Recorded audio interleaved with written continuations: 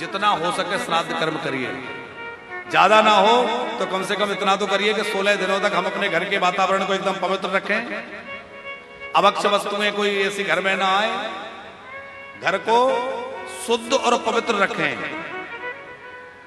मांस मदिरा या कोई ऐसी दूषित वस्तु घर में कम से कम 16 दिन ना आए, इस बात का ध्यान रखें। दूसरी बात, घर की देहली को सजाएं। हमारी माताएं पहले चौक लगा करके वहां फूल वूल रखती थी ना, क्योंकि घर की देहली सजाने का मतलब है हम देवता और पितरों का आवाहन कर रहे हैं। घर की देहली सजाएं। तीसरी बात है कि हम अपने पितरों की तिथि के दिन ब्राह्मण जमाएं, गाय को ग्रास निकालें, पंचबली निकालें और बढ़िया भोजन बना करके अपने पितरों का स्मरण करके उनके लिए भोग लगाएं। आप जहां भी हैं हमारे द्वारा प्रदत्त ये अन्न आप ग्रहण करें। 16 दिनों तक उनके लिए जल प्रदान करें। और किसी के घर में पितृदोष है, किसी की कुंडली में पितृदोष है, तो इन 16 दिनों तक आप जो है नित्य प्रति तिल के तेल का दीपक बना करके सूर्यास्त के समय अपने घर के द्वार के पास में पितरों के नाम से रखें। अमावस्या से प्रारंभ करके, ये पूर्णिमा से प्रारंभ करके अमावस्या पर्यंत 16 दिन, और पितरों का स्मरण करें। हे पितृ देवता, आप पधारे हैं, आपका स्वागत है। देखो, पितृपक्ष में ऐसा कहा, लोगों के मन में धारणा है कि नई वस्तु नहीं खरीदते, कोई नया काम नहीं करते।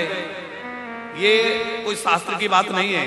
आप नई वस्तु भी खरीद सकते हैं, आप नया काम भी शुरू कर सकते हैं। वो तो इसलिए निषेध किया गया था कि 16 दिन केवल पितरों के लिए समर्पित रहें। ज्यादा काम धंधे करेंगे, कोई नए काम में लग गए तो वहां ध्यान लगाना पड़ेगा। पितृ कर्म जो है थोड़ा विस्तृत होता है, समय निकल जाएगा तो उसमें फिर अपने काम में ध्यान नहीं दे पाएंगे। काम में, बिजनेस में उलझ गए तो ये नहीं कर पाएंगे, इसलिए कह दिया। अच्छा, कई लोग ये भी भ्रांति रखते हैं कि पितृपक्ष में देवताओं की पूजा ना करें। ऐसे भी लोग हमें शर्मा जी मिले हैं कि वो 16 दिनों तक पूजा ही नहीं करते। बोले ये तो पितृपक्ष है, इसमें देवताओं की पूजा नहीं होती। हमने कहा ऐसा बिल्कुल नहीं है। आप लोग ध्यान रखना, श्राद्ध पक्ष में देवताओं की पूजा नहीं छोड़नी चाहिए, देव पूजा करनी चाहिए। लेकिन वहां देव पूजा का विधान थोड़ा कम इसलिए कहा गया है कि आप श्राद्ध पक्ष में पितरों की पूजा विशेष, क्योंकि वो 16 दिन केवल पितरों के लिए स्पेशल रूप से मिले हैं, तो विशेष रूप से पितृ कर्म करें। देव पूजा तो हम लोग वर्ष भर करते ही हैं, 16 दिन पितरों के लिए मिले इसलिए उनके लिए अधिक से अधिक समय निकालें। अब लोग तो जो है पितरों की तो करते नहीं है, देवताओं से भी पिंड छूटा, बोले 16 दिन के लिए छुट्टी। तो पिंड छुड़ाने वाली बात हुई, ऐसा नहीं करना है। हो सके तो गया जी में जाकर अपने पितरों का श्राद्ध इन 16 श्राद्धों में करें। और गया श्राद्ध करने के लिए जाएं, उसका भी विधान है। पहले तीर्थराज प्रयाग जाएं, एक रात्रि तीर्थराज प्रयाग में रुकें और प्रयाग में जाकर के एक रात्रि विश्राम करें, वहां पिंडदान करें। फिर वहां से चल करके वाराणसी जाएं, काशी जी में, गंगा जी में जाकर के पिंडदान करें, एक रात्रि वहां विश्राम करें।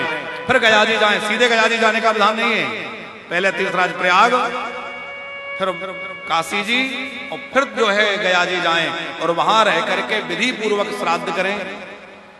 और गया श्राद्ध के बाद भी अपने पितरों के निमित्त जलदान, तर्पण, श्राद्ध करना चाहिए।